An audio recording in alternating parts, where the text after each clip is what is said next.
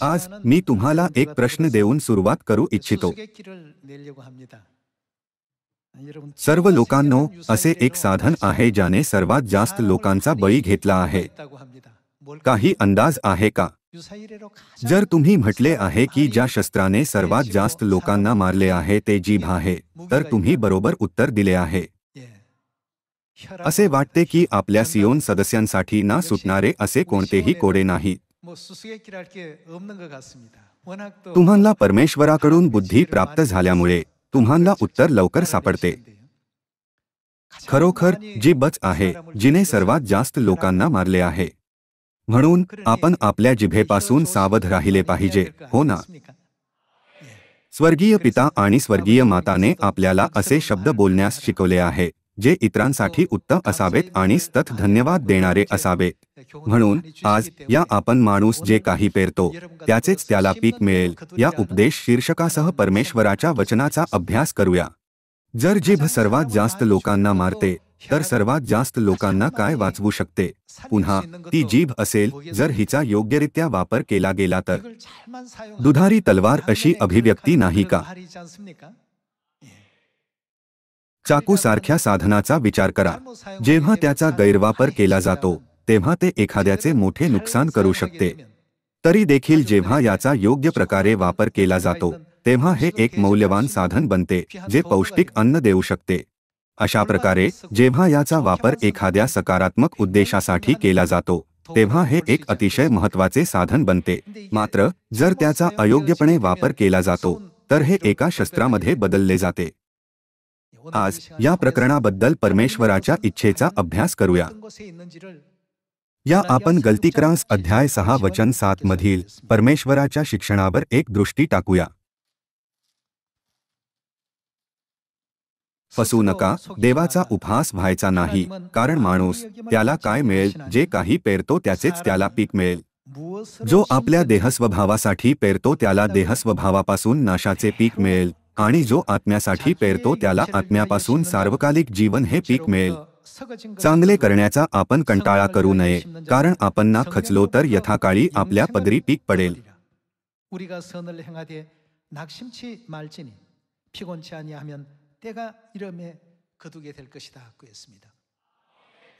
जर आपण चांगले पेरले तर आपण चांगले परिणाम कापणार. जर आपण वाईट पेरले तर आपण वाईट परिणाम कापणार. आणि जर आपण चांगले शब्द पेरले तर आपण चांगले पीक कापणार. माणूस जे काही पेरतो त्याचेच त्याला पीक मिळेल. परमेश्वर आपल्याला ही शिकवण यामुळे शिकवत नाहीत का? कारण की मनुष्यजातीला वाचविण्याचा हा एक महत्त्वाचा भाग आहे. याला फक्त एक चांगले शिक्षण समजून नैतिक दृष्टिकोनातून पाहण्यापेक्षा याला परमेश्वराद्वारे देण्यात आलेल्या आज्ञेच्या रूपात समजले पाहिजे. जसे की मनुष्याला तेच पीक मिळेल जे तो पेरतो. म्हणून आज या आपण आपल्याबद्दल विचार करूया. मी माझ्या कुटुंबामध्ये, चर्चमध्ये आणि माझ्या सामाजिक जीवनामध्ये मनुष्यजातीच्या तारणासाठी किती बी पेरले आहे. ही एक अशी गोष्ट आहे ज्यावर आपण विचार करण्याची गरज आहे. काही लोक विचार करू शकतात, काल माझ्या शेजाऱ्यासोबत माझे भांडण झाले म्हणून मी अनेक वेळा त्याच्याकडे बोट दाखवले. हे नक्कीच कोणत्या ना कोणत्या प्रकारचे परिणाम आणणार. जर तुम्ही 3 वेळा बोट दाखवले तर हे 3 वेळा बंदूक चालवण्यासारखे आहे. जर तुम्ही दररोज स्वतःवर विचार करत असाल तर स्वतःला विचारा, आज मी किती वेळा बंदूक चालवली. मी माझे कुटुंब, शेजाऱ्यांसाठी आणि समाजासाठी सुवार्तेचे किती बी पेरले आहे. मग स्वतःला आठवण करून द्या की आपण जे पेरले आहे त्याचे काय होईल. वेळ आल्यावर आपण त्याची कापणी करणार. म्हणून सुवार्तेचा अर्थ फक्त बायबलमधील काही वचनांना जाणून घेणे नसून परमेश्वराची आज्ञा जशी आपणावर तशी आपल्या शेजाऱ्यावर प्रीती कर याचे पालन करून इतरांवर प्रेम करणे देखील आहे. जरी एखादी व्यक्ती असे काही बोलत असेल ज्याने आपला स्वाभिमान दुखावला जातो तरी आपण उत्तर देऊ शकतो, विचार करा, श्रीमती जोन्सने जे म्हटले ते अर्थपूर्ण आहे. मी यापूर्वी स्वतःला अशा प्रकारे पाहिले नव्हते. मी त्यात सुधारणा करण्याचा प्रयत्न करीन. जर आपण असे केले तर ती व्यक्ती आणि मी दोघेही वाचले जाऊ. आपल्या दैनंदिन जीवनामध्ये आपण अशा परिस्थितींचा सामना करतो. अर्थातच चर्चमध्ये जे घडते त्यामध्येही हीचा गोष्ट लागू होते. माझे मानणे आहे की आपण सदस्यांमध्ये आनंद आणि कृतज्ञतेचे बी पेरण्याचा सराव करण्याची गरज आहे. आपण चालत असलेल्या स्वर्गाच्या राज्याच्या मार्गाची तुलना 3500 वर्षांपूर्वी इस्रायल लोकांनी कनानमध्ये प्रवेश करण्याच्या मार्गाशी केली जाऊ शकते. मार्गामध्ये आपल्या शत्रूंच्या तलवारींनी मारले जाण्याच्या तुलनेत जास्त इस्रायली लोक आपल्याच शब्दांमुळे मरण पावले.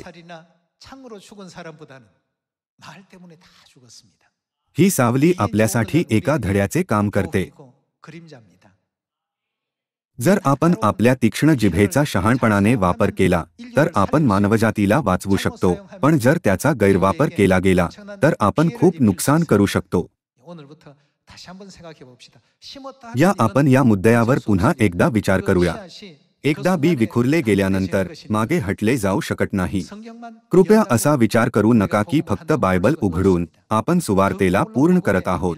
अर्थातच हा सुवार्तेचा भाग आहे, पण जेव्हा आपण परमेश्वराच्या शिकवणींना आपल्या दैनंदिन जीवनात आचरणात आणतो तेव्हा आपण सुवार्तेचे बी पेरत असतो. जर आपण परमेश्वराच्या सर्व शिकवणींचे पालन केले आणि आपल्याला सोपविण्यात आलेल्या भूमिका पूर्ण केल्या तर आपण सर्वजण स्वर्गामध्ये जाऊ शकत नाही का? जर परमेश्वराने म्हटले की असे होऊ शकते तर आपण सर्व स्वर्गाच्या राज्यात जाऊ शकतो. काही जण विचारतात, मी कठोर शब्द बोलतो, माझ्याकडे संधी आहे का? आपण आजपासून सावध राहूया. काही जण विचारतात, मी आत्मिक गोळ्या चालवतो ज्या इतरांना दुःख देतात, मी स्वर्गात जाऊ शकतो का? आपण आजपासून सावध राहूया. आजपासून आपण गोळ्यांना सुवार्तेच्या बियांमध्ये बदलूया. आपण इतरांमध्ये जीवनाचे अनेक सुंदर बी पेरले पाहिजे. आपण करिंथकरांस पहिले पत्र अध्याय 10 वचन 1 वर जाऊया. बंधुजन हो, आपले पूर्वज सर्वच मेघाखाली होते आणि समुद्रातून ते सर्व पार गेले. मेघ व समुद्र ह्यांच्याद्वारे मोशेमध्ये त्या सर्वांचा बाप्तिस्मा झाला. त्या सर्वांनी एकाच प्रकारचे आध्यात्मिक अन्न सेवन केले आणि ते सर्व तेच आध्यात्मिक पाणी प्याले, कारण ते आपल्यामागे चालणाऱ्या आध्यात्मिक खडकातून पीत होते. तो खडक तर ख्रिस्त होता. या गोष्टींविषयी तुम्ही अजाण असावे अशी माझी इच्छा नाही. जेव्हा त्याने म्हटले, या गोष्टींविषयी तुम्ही अजाण असावे अशी माझी इच्छा नाही, तेव्हा याचा अर्थ असा नाही का की आपण ही वस्तुस्थिती जाणून घेतली पाहिजे? भावांनो आणि बहिणींनो, तुम्हाला हे माहीत असलेच पाहिजे, तरी त्यांच्यापैकी बहुतेकांविषयी देव संतुष्ट नव्हता. परमेश्वर प्रसन्न झाले नाही याचे नक्कीच एक कारण असले पाहिजे. परमेश्वर का प्रसन्न झाले नाही? परमेश्वराने त्यांना कनानमध्ये प्रवेश करू दिला नाही हे त्यांच्या शब्दांमुळे होते. 12 हेरांपैकी पण फक्त यहोशुवा आणि कालेब हेच परमेश्वराच्या बाजूने उभे राहिले आणि त्यांच्या वचनांना ऐकवले. जमीन खूप चांगली आहे. परमेश्वर आपल्याला दुधामधाचे प्रवाह वाहणाऱ्या देशात घेऊन जातील. त्या देशाच्या लोकांना घाबरू नका, ते आपले भक्ष्य होतील. त्यांचा आधार तुटला आहे, पण परमेश्वर आपल्यासोबत आहे. आपण त्या देशावर चढाई करून जाऊ आणि तो घेऊ, कारण तो जिंकण्यास आपण पूर्णपणे समर्थ आहोत.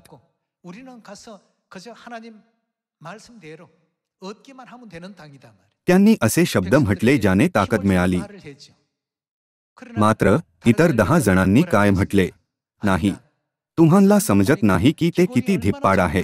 त्यांच्या पुढे आम्ही स्वतःच्या दृष्टीने टोळांसारखे दिसलो आणि त्यांनाही तसेच भासलो.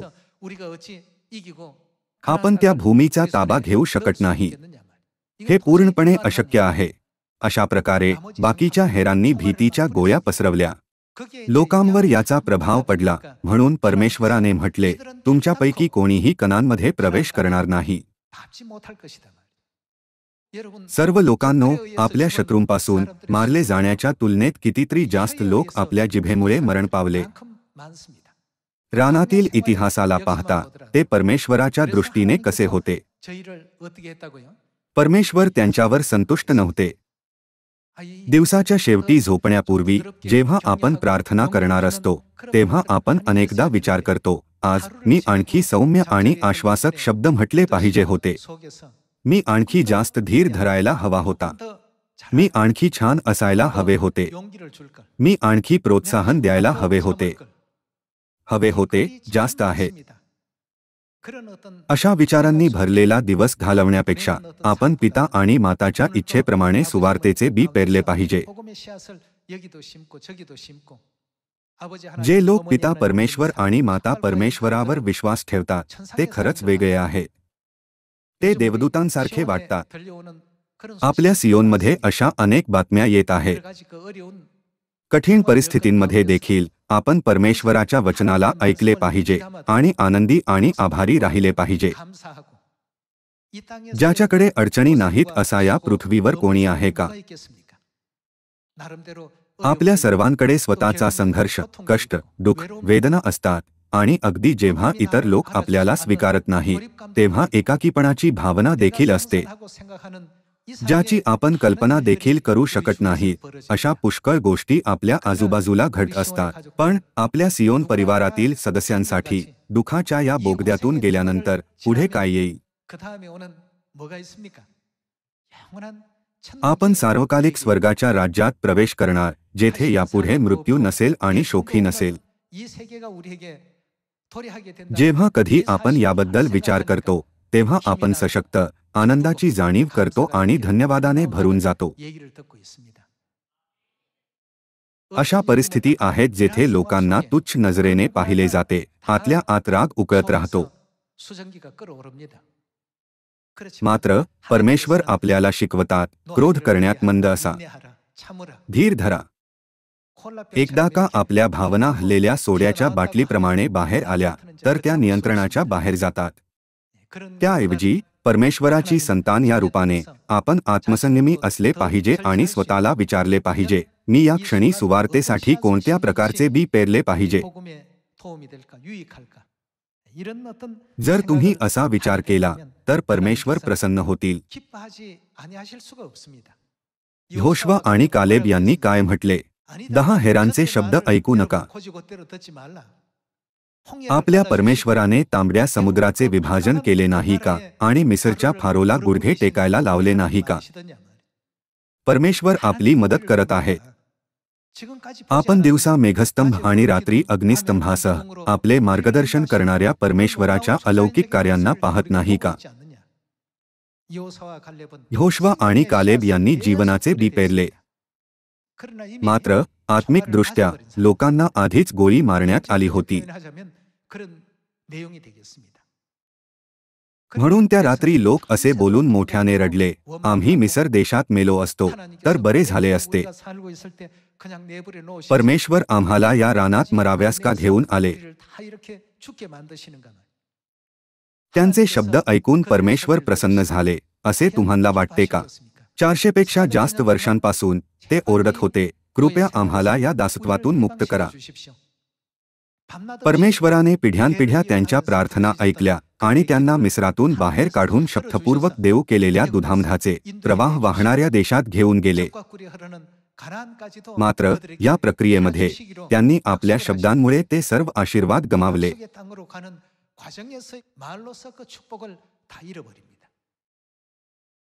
यामुळेच जीभ सर्व प्रकारच्या वाईटाचे मूळ आहे असे बायबल म्हणत नाही का? जर चुकीच्या पद्धतीने वापर करण्यात आला तर असेच होते. माणूस जे काही पेरतो त्याचेच त्याला पीक मिळेल या वचनांमध्ये अनेक अर्थ समाविष्ट आहेत. पण सर्वात महत्त्वाची गोष्ट ही आहे की जे शब्द आपल्या तोंडातून निघतात ते कधीच गोळ्यांसारखे नसावे. इतरांना नुकसान करणाऱ्या गोळ्या झाडण्यापेक्षा आपण अशा भावना सामायिक केल्या पाहिजे ज्या आत्म्यांना वाचवू शकतात, आशा निर्माण करू शकतात आणि धैर्य देऊ शकतात. म्हणून करिंथकरांस पहिले पत्र अध्याय 10 मध्ये आपण परमेश्वराला प्रसन्न न करणाऱ्या गोष्टींची यादी पाहू शकतो. वचन 7, त्यांच्यापैकी कित्येक मूर्तिपूजक होते तसे तुम्ही होऊ नका, कारण लोक खायला प्यायला बसले नंतर नाचतमाशा करायला उठले असे शास्त्रात लिहिले आहे. त्यांच्यापैकी कित्येकांनी जारकर्म केले व ते एका दिवसात 23,000 मरून पडले, तेव्हा आपण जारकर्म करू नये. त्यांच्यापैकी कित्येकांनी प्रभूची परीक्षा पाहिली आणि ते सापांच्या योगे नाश पावले, तेव्हा आपण प्रभूची परीक्षा पाहू नये. त्यांच्यापैकी कित्येकांनी कुरकुर केली, ते सर्व कुरकुर केल्यामुळे मरण पावले नाहीत का? कुरकुर करणे ते आहे जे आपण आपल्या जिभेने करतो. आणि ते संहारकर्त्याकडून नाश पावले, तेव्हा तुम्ही कुरकुर करू नका. ह्या गोष्टी उदाहरणादाखल त्यांच्यावर गुदरल्या आणि जे आपण युगांच्या समाप्तीप्रत येऊन पोहोचलो आहोत त्या आपल्या बोधासाठी त्या लिहिल्या आहेत. म्हणून आपण उभे आहोत असे ज्याला वाटते त्याने पडू नये म्हणून सांभाळावे. वेगवेगळ्या परिस्थितींचा सामना करताना आपण नेहमी परमेश्वराच्या या वचनाला विसरतो. या वचनांना विसरून जेव्हा आपण संध्याकाळी घरी परत येतो आणि आपल्या दैनंदिन कार्यांवर विचार करतो तेव्हा आपण विचार करतो, आज मी आत्म्यांना वाचविण्यासाठी कार्य करण्यापेक्षा जास्त गोळ्या झाडल्या नाहीत का?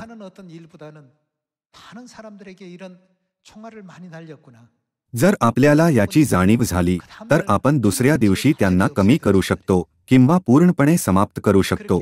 अशा प्रकारे आपण परमेश्वरामध्ये सुभक्तीचा सराव केला पाहिजे. आजच्या उपदेशासाठी अतिशय उपयुक्त असलेल्या त्या शब्दांबद्दल मी एक निबंध सामायिक करू इच्छितो. मी हे तुमच्यासाठी वाचेन. जेव्हा तुम्ही म्हणता हे कठीण आहे तेव्हा हे जास्त कठीण होऊन जाते. जेव्हा तुम्ही म्हणता हे अशक्य आहे तेव्हा शक्य असलेल्या गोष्टी देखील अशक्य होतात. जेव्हा तुम्ही म्हणता हे कठीण आहे तेव्हा ते आणखी जास्त कठीण होऊन जाते.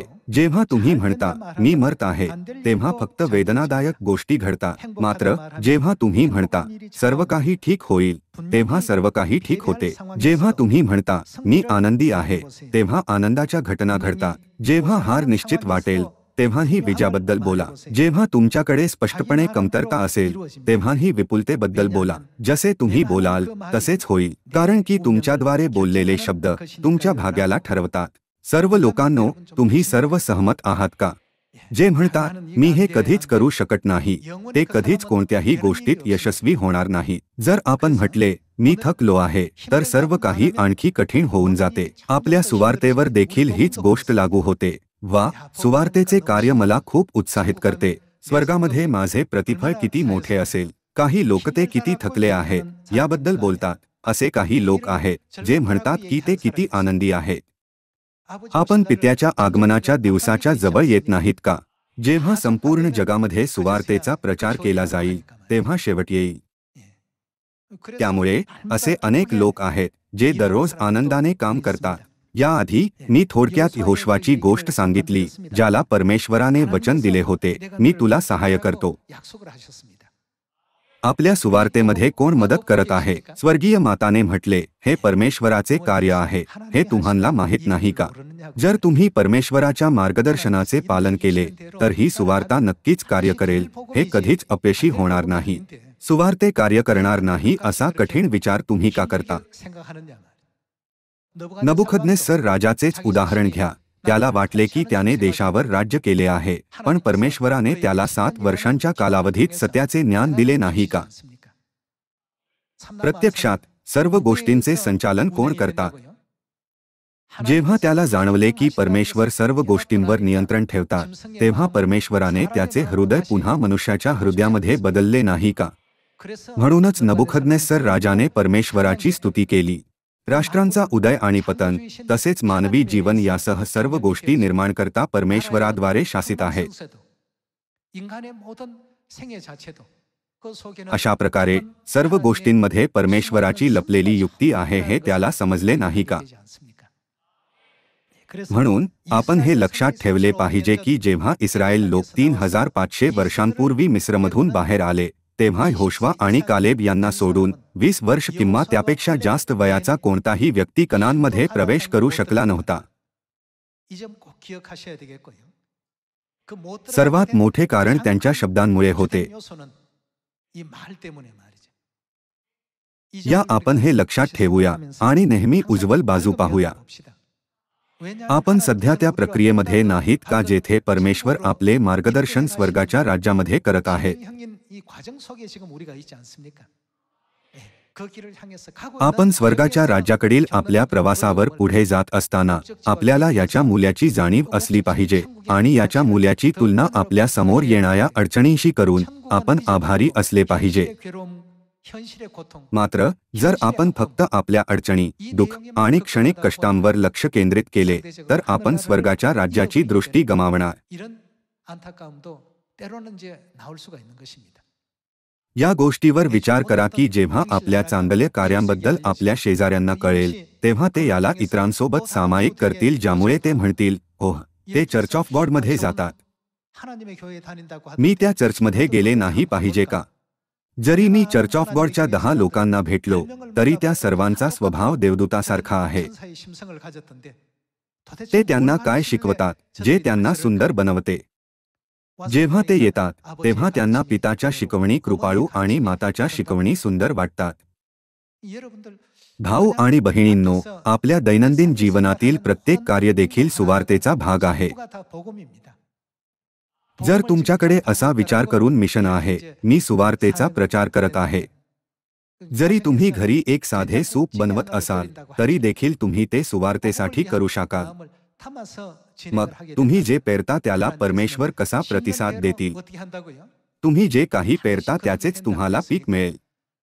एक पती एखाद्या खानावळीत जाऊन दुपारच्या जेवणासाठी सूप मागवू शकतो आणि त्याला आपल्या बायकोने घरी बनवलेल्या सूपाच्या तुलनेमध्ये ते बेचव वाटू शकते. तो विचार करेल, जेव्हा माझे जेवण संपेल तेव्हा आज आम्ही फुले विकत घेऊन माझ्या पत्नीबद्दल आभार व्यक्त केला पाहिजे. तो आपल्या पत्नीला म्हणू शकतो, मी तुझ्याशी किती निष्काळजीपणाने वागलो याबद्दल मला वाईट वाटते. तू जेथे जात आहेस मला तेथे गेले पाहिजे. आणि त्या संकल्पाने तो चर्चला भेट देऊ शकतो, बाप्तिस्मा घेऊ शकतो आणि सत्याला स्वीकारू शकतो. सर्व लोकांनो, तुम्ही तुमचे घरातील जीवन, शेजाऱ्यासोबतचे तुमचे जीवन आणि आपल्या सामाजिक जीवनाला काय समजता? जरी ते क्षुल्लक वाटत असले तरी हा सर्व सुवार्तेचा भाग आहे. या क्षणी मी गोळी चालवली पाहिजे की सुवार्तेचे बीज पेरले पाहिजे? जसे की हे प्रत्येक क्षणी होते. मग जर आपण प्रत्येक वेळी परमेश्वराला लक्षात ठेवून यहोशुआ आणि कालेबप्रमाणे कार्य केले तर आपण निश्चितपणे सकारात्मक परिणाम पाहणार. परमेश्वर कधीही काहीच निष्फळ होऊ देणार नाही.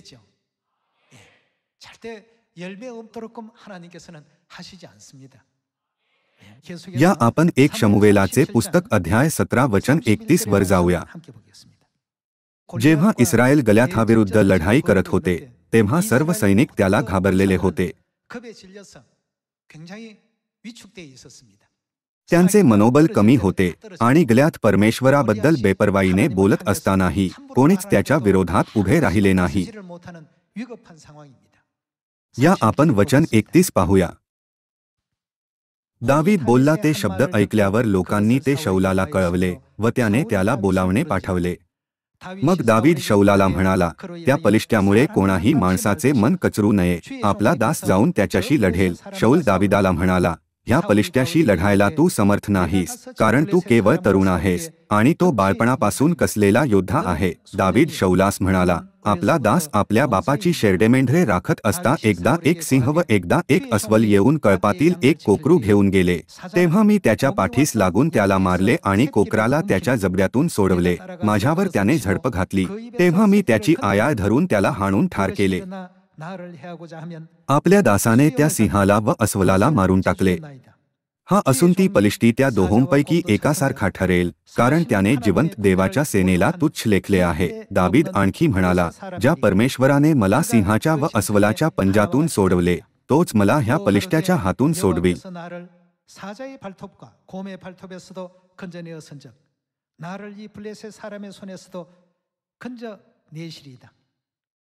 कारण की दाविदाने विश्वासाचे शब्द म्हटले होते, म्हणून शौल राजाने त्याला गल्याथाविरुद्ध लढण्याची परवानगी दिली, ज्याला अनुभवी योद्धे देखील थरथर कापत होते.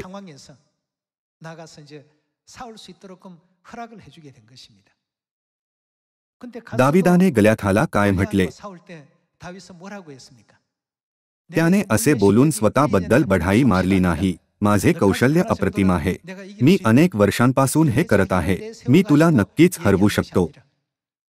त्याऐवजी त्याने म्हटले, तू तलवाराची घेऊन माझ्यावर चालून आलास, पण सेनाधीश परमेश्वराच्या नामाने मी तुझ्याकडे आलो आहे, या विश्वासाने की तो मला विजय मिळवून देईल.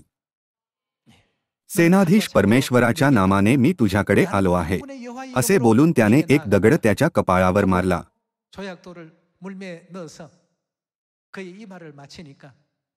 दगड किंचित तिरका जाऊ शकला असता, पण देवदूतांनी तो सरळ त्याच्या कपाळावर मारला. परमेश्वराने दगडाला अगदी त्याच ठिकाणी लागू दिले नाही का जेथे त्याला लागले पाहिजे होते? तसेच जेव्हा यहोशुवाने असे बोलून बी पेरले, ते आमचे भक्ष्य होतील, तेव्हा त्याने यरीहोतील सर्व रहिवाशांना नष्ट केले नाही का? दाविदाने म्हटले, सेनाधीश परमेश्वराच्या नामाने मी तुझ्याकडे आलो आहे, ज्यामुळे परमेश्वर आणि गल्याथ यांच्यात संघर्षाची परिस्थिती उत्पन्न झाली. जो जिंकला होता तो दावीद नव्हता. त्या युद्धामध्ये कोण जिंकू शकत होते? त्याने असे म्हटले नाही, मी दावीद तुझ्याकडे आलो आहे, पण म्हटले सेनाधीश परमेश्वराच्या नामाने मी तुझ्याकडे आलो आहे. हा तरुण मुलगा परमेश्वराच्या दृष्टीने किती प्रसन्न करणारा झाला असेल. अगदी अनुभवी योद्धे देखील इतके घाबरले होते की ते हलू देखील शकत नव्हते. शारीरिक उंची असो किंवा लढाईचा अनुभव असो, सर्व गोष्टीत उणीव होती. पण दाविदाच्या या विश्वासाच्या वचनांनी परमेश्वराला प्रसन्न आणि प्रेरित केले. गल्याथ देखील परमेश्वराची निर्मिती असल्यामुळे तो कधीही परमेश्वराच्या पूर्ण सामर्थ्याविरुद्ध टिकू शकत नव्हता. शेवटी या एकाच विधानामुळे इस्रायलला वाचविण्यात आले आणि उल्लेखनीय परिणाम समोर आला.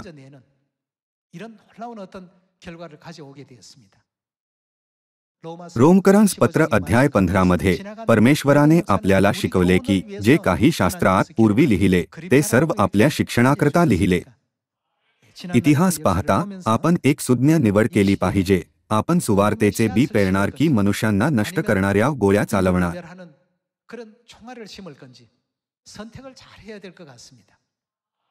आपल्या क्षणिक निवडी सार्वकालिक जीवनावर कसा प्रभाव पडू शकतात या वस्तुस्थितीवर आपण विचार केला नाही पाहिजे का? या आपण मत्तैचे पुस्तक अध्याय 12 सह सुरू ठेवूया.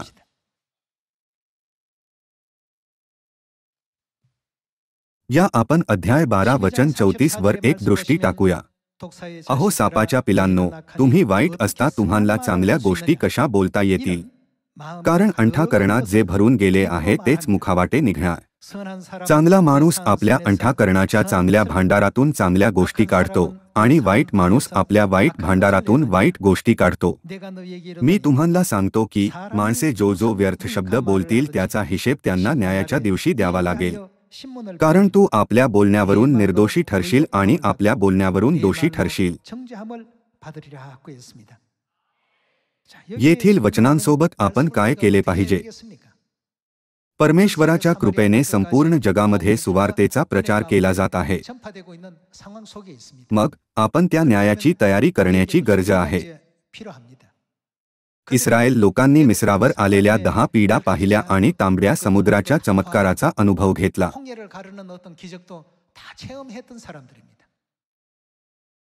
त्यांनी स्वर्गातून आलेला मान्ना देखील खाल्ला. त्या सर्व चमत्कारांचा अनुभव घेतल्यानंतरही ते परमेश्वराच्या सामर्थ्याला विसरले. या युगामध्ये आपण ह्या वस्तुस्थितीला कधी विसरले नाही पाहिजे की परमेश्वर नेहमी आपल्याबरोबर आहे. आपण सर्व परिस्थितींमध्ये परमेश्वराबद्दल धन्यवादाचे शब्द, इतरांची उन्नती करणारे शब्द आणि परमेश्वराचे गौरव करणारे शब्द बोलणे कधीच नाही विसरले पाहिजे.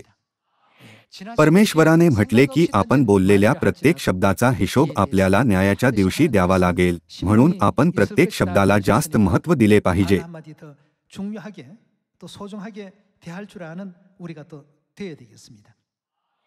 या आपण शद्रक, मेशाक आणि अबेदनगोबद्दल देखील विचार करूया, ज्यांनी परमेश्वराच्या नियमांचे पालन करण्यासाठी कोणत्याच मूर्तीला नमन केले नाही. नेहमीपेक्षा 7 पटीने जास्त तापलेल्या अग्नीच्या भट्टी समोर त्यांनी म्हटले, महाराज, आपण सोन्याच्या मूर्तीची उपासना करणार नाही.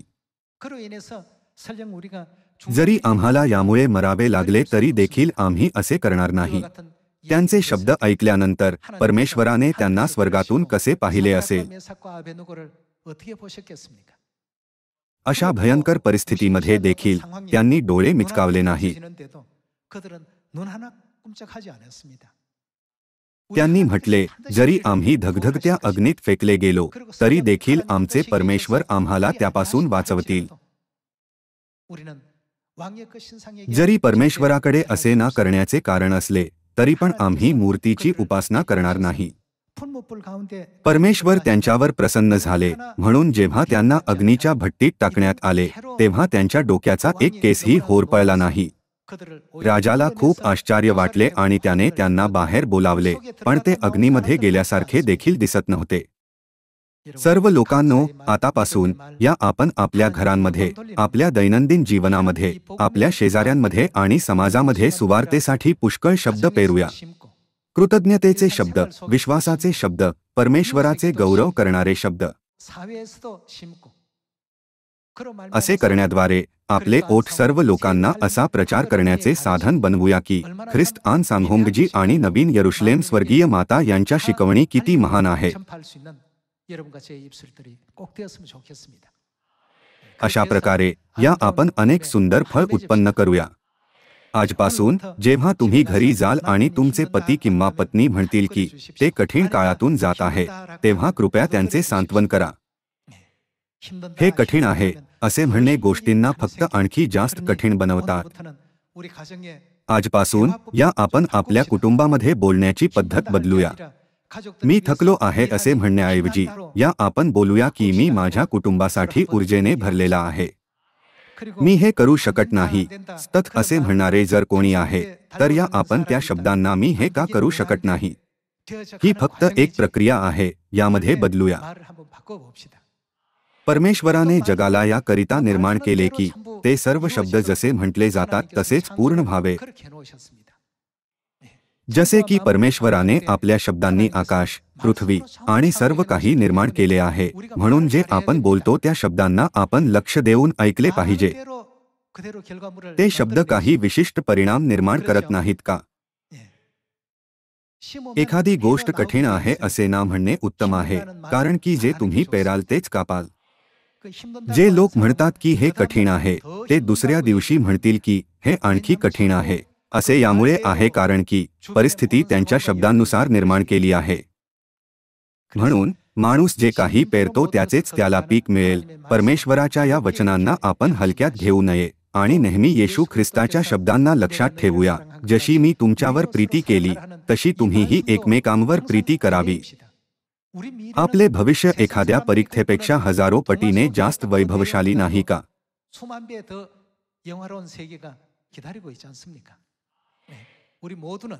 परमेश्वराने आपल्याला अगोदरच स्वर्गामध्ये राजकीय याजकगणाच्या पदावर नियुक्त केले नाही का?